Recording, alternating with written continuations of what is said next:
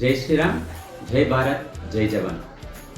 ఈ రోజుకి కరెక్ట్గా నెల రోజులు అవుతుంది ఏదైతే జమ్మూ కాశ్మీర్లోని పహల్గాంలో ఉగ్ర దాడి జరిగి ఆ ఉగ్రవాదులు మన భారతీయులని, ముఖ్యంగా హిందువులు కాదా అవునా అని నిర్ధారించుకొని మరి వాళ్ళ భార్యల ముందు భర్తల్ని చంపిన రోజు ఈరోజు కరెక్ట్ నెల రోజులు అవుతుంది.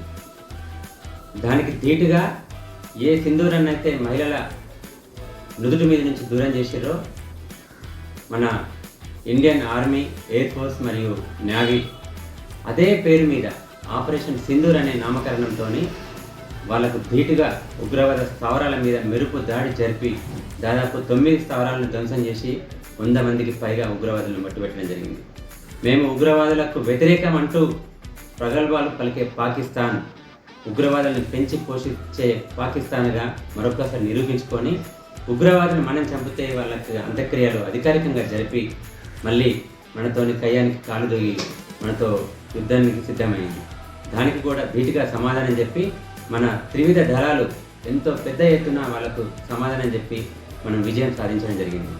మన త్రివిధ దళాలకు మద్దతుగా మన కేంద్ర ప్రభుత్వానికి మద్దతుగా దేశంలోని ప్రతి మూలన ప్రతి రాష్ట్రంలో తిరంగా ర్యాలీల కార్యక్రమానికి తెరలేపింది మన జాతీయవాదులందరూ కూడా.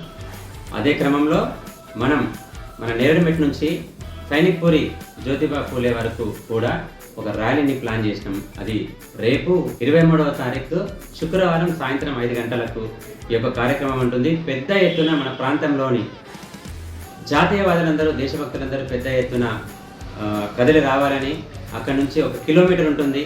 ప్రతి ఒక్కరు కూడా పాదయాత్ర తిరంగాని చేతబూని తిరంగా ర్యాలీలో పాల్గొనాలని, దేశభక్తిని, మన జాతీయవాదాన్ని చాటి చెప్పాలని, ఓన్లీ జాతీయవాదులం అందరం కూడా పాల్గొని పెద్ద ఎత్తున ఆర్మీ ఆఫీసర్ కూడా రాబోతున్నారు. అన్ని ఆర్గనైజేషన్కి సంబంధించి, అన్ని పార్టీలకు సంబంధించి దేశభక్తి ఉన్న ప్రతి ఒక్క పౌరుడు, ప్రతి ఒక్క యువతి ఈ యొక్క కార్యక్రమంలో పాల్గొని విజయవంతం చేయవలసిందిగా కోరుతూ భారత్ మాతాకి జై.